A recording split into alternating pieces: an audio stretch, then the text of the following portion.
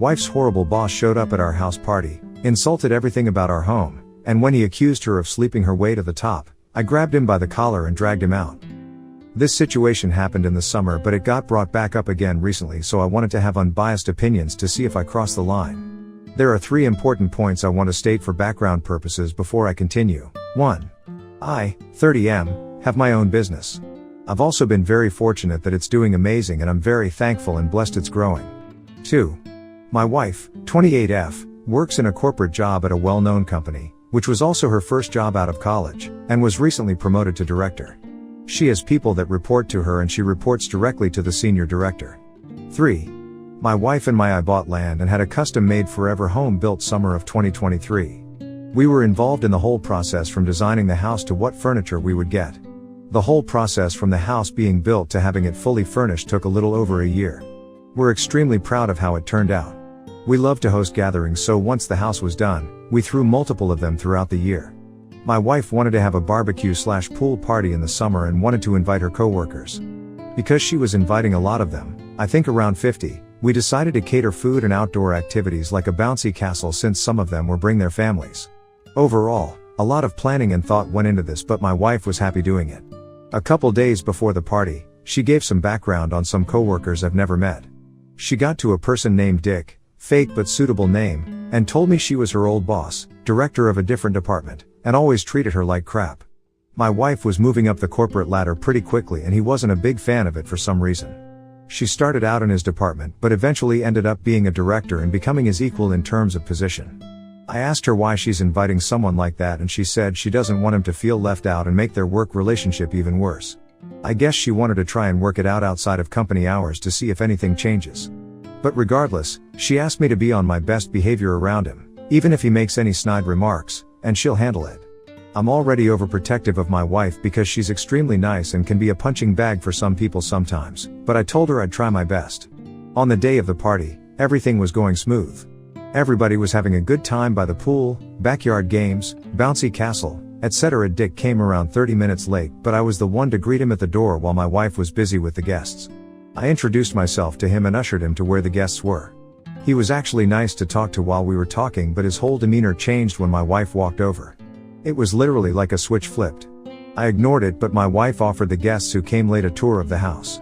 While we were giving the tour, he kept saying something negative about every room we stopped at. For example, we showed the living room and he said the ceilings are too high.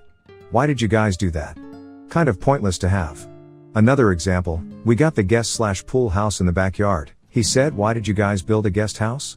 Your house is big enough. It's like you want to show off. He kept making comments like that and made the other guests feel so uncomfortable. I just kept my mouth shut at my wife's request, and she would just awkwardly laugh and move the tour along. After the tour was done, we led them to the backyard where everyone else was. Everyone except Dick stayed, and he started talking to us. He was asking us questions like how much was the house? Who paid for most of it? Pretty invasive questions in my opinion. I told him that's information I'm not comfortable sharing, so we moved on. A little bit later, we were eating and talking with other guests. We got into the topic of the house. Someone mentioned they loved the backyard layout and asked who we had designed it. My wife answered saying that we designed everything ourselves. While she was talking, Dick interrupted and said in a very sarcastic tone, "Whoa, be careful not to ask them how much it was. Apparently it's private information that only the elite share with each other." There was an awkward silence. I honestly had enough, because at this point, he's just trying to embarrass her for no reason. I responded, "Is there a problem here? Ever since you've came here, you've been rude." He just scoffed and said it just something he wanted to know, and then he kept silent. I pressed him and asked why he would need to know. He didn't say anything and just stared. I told him next time when people are talking, you don't need to involve yourself. When I said that, then he started going on a rant. I don't know who you think you're talking to like that, but I thought it was odd and wanted to know how wife was able to afford this house on her salary. There's no way she makes enough for this house. Let me guess, you paid for most of it. I cut him off mid-rant and said I can talk to you however I want. I don't work for you and neither does wife. This is also my wife and I's house, and you don't get to disrespect us here. I don't know what issues you have with my wife, but it ends here. At this point, and I'm not proud of this, I started getting into his face and continued saying, just because you're jealous of my wife and how she progressed in her career while you stayed at the same position for however long doesn't give you the right to be an asshole. You can get the fuck off my property before I have to force you. He looked dumbfounded because I guess he didn't expect me to get this close. He responded by saying something along the lines of that my wife slept her way to her position and she slept her way to an easy life where she doesn't have to pay for anything, and we're just flaunting our money in people's faces. That was my breaking point, so I grabbed him by his collar and started dragging/pushing him out of the house. When I came back, my wife's close co-workers were consoling her and the others decided it was time to go.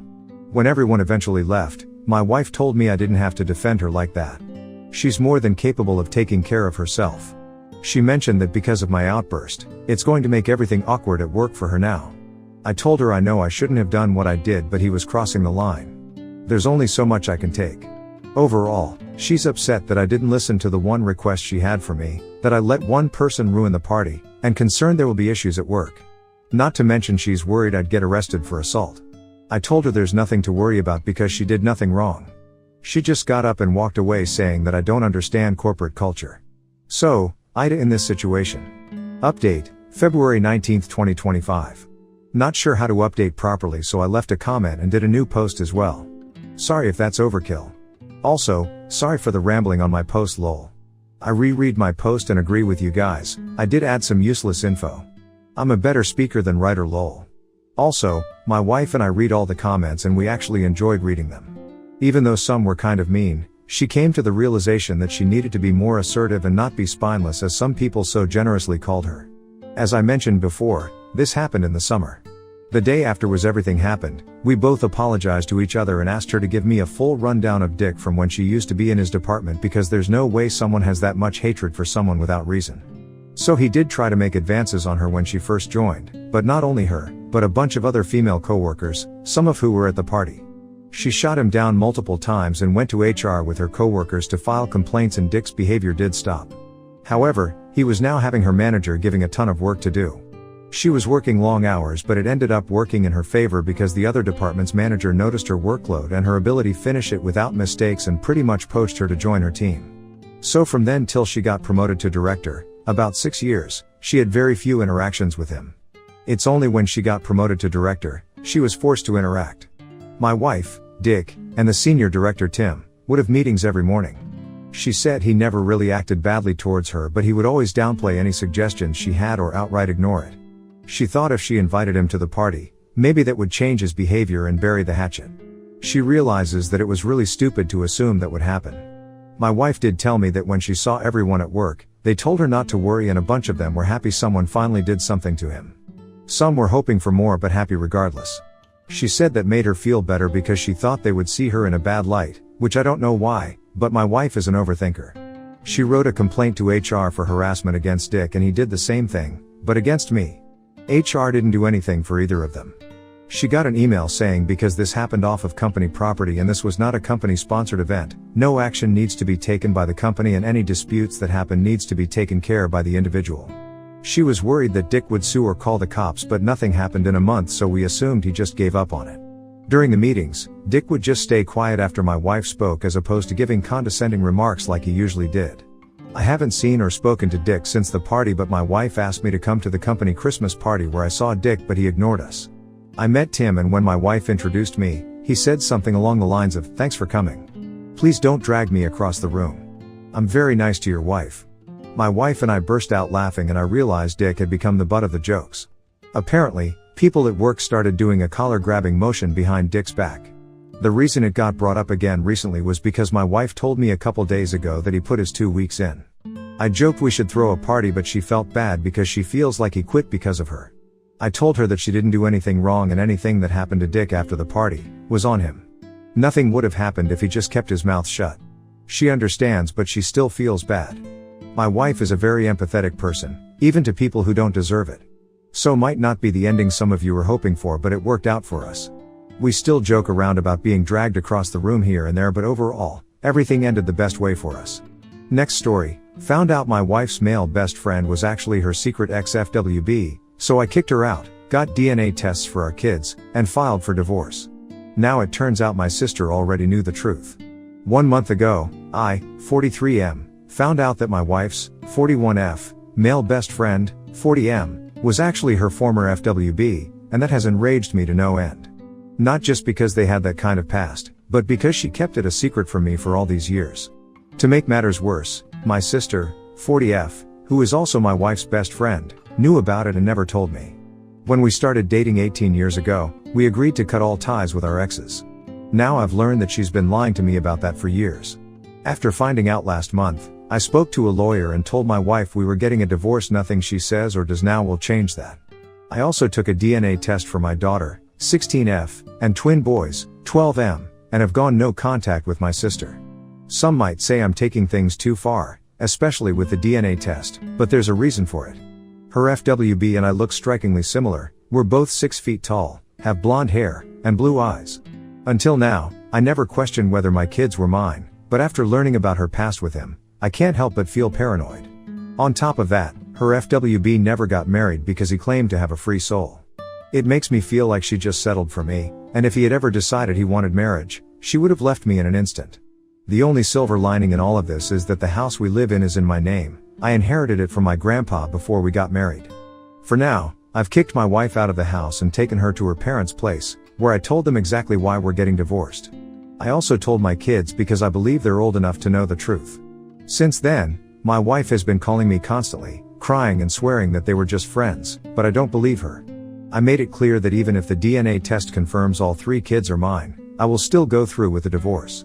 From what I hear from my brother-in-law, who lives near her parents, she's a complete wreck and barely eats anything. My sister has also tried to reach out to me through her husband, but I told them I don't consider her my sister anymore after wasting 18 years of my life. Honestly, if the DNA test comes back negative, I don't know what I would do. I love my kids more than anything in this world, and finding out that even one of them isn't mine would break me more than anything else. Update 1, March 26, 2025. First, I want to make some things clear. I didn't kick her out of the house like some crazy person. I asked for space, and she accepted. I then drove her to her parents' place, which is a little over an hour away by car. The idea of cutting ties with exes was hers. When she said exes, she meant people like my childhood friend, who I only dated for a month in high school, but somehow not her FWB, with whom she had a sexual relationship for who knows how long. Yes, cutting him off would have probably cost her half of her friend group, but the same thing happened to me when I cut ties with my childhood friend because of her boundaries. If she didn't want to lose friends over this, she shouldn't have been the one to suggest cutting ties with exes then. I explained the reason for our separation to our children. She lied about something important, and I was upset. I told them that I wanted us to take some time apart for now. The house isn't about money. It's about the sentimental value. It holds memories of my grandparents and childhood, and it's where I've made so many memories with my kids. That's why I consulted with a lawyer about the house first. I would still need to pay at least $100,000 to my wife for the house, but I'm okay with that. I asked her about her relationship with that guy 2 or 3 times early in our relationship. She always assured me that they were just friends, but I felt insecure and asked my sister, who knew them for 4 or 5 years. She told me their relationship was like that of a brother and sister, so I chose to believe her big mistake. The FWB was never someone who would settle down and have a family. For as long as I've known him, he's always been traveling, doing dangerous things, and chasing thrills. That's why I feel like I was the safe choice for her.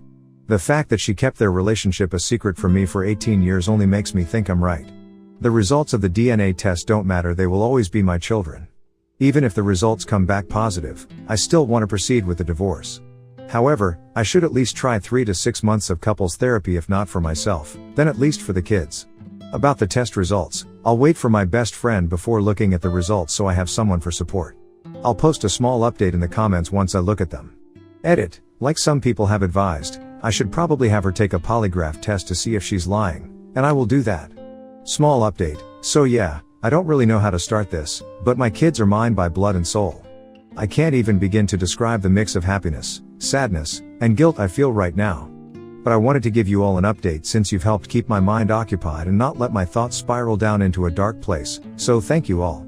So, about an hour and a half ago, my best friend, who I've known for as long as I can remember, drove nearly 3 hours to be with me and help me through this. After he arrived, we had a beer or two, and I told him everything. He just listened, letting me get it all out, and reassured me that he'd be there for me no matter what.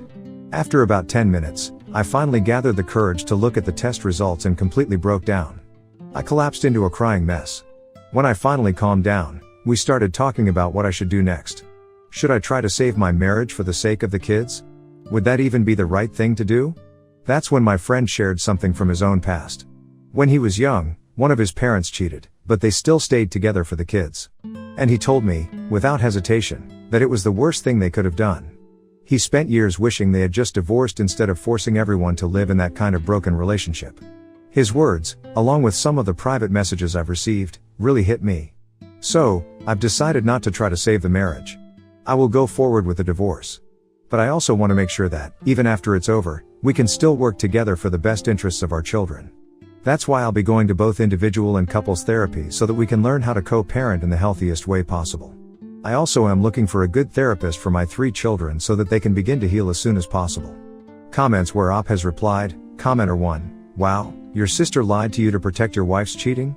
That's cold. Does your sister hate you or something? Oop, I always thought our sibling relationship was good. I even walked her down the aisle. Commenter 2, did she try to argue that he didn't count as an ex even though she had sex with him? She's likely going to argue that she isn't the person now that she was back then, but you need to find out what kind of person she was back then and if you would have dated and married her if you knew about it. If not, then her lies were essentially about deceiving you into a relationship with her, which doesn't show a lot of respect for you. Oop, she said something along those lines that she didn't want to lose a friend group because of this and that it was just meaningless sex they had a few times. She also claimed she hadn't met him alone since we made it official. If she hadn't made us cut off all our exes, I would have understood her not wanting to ruin a friend group. But she was fine with destroying my friend group with her boundaries, just not hers. Update 2, March 31, 2025. Hello, friends. I wanted to post one final update on what's been happening after I talked with my wife when she got back from her parents. As you can see from the title, I've made up my mind to give her a second chance after going through her current phone and her old phone from about 12 years ago.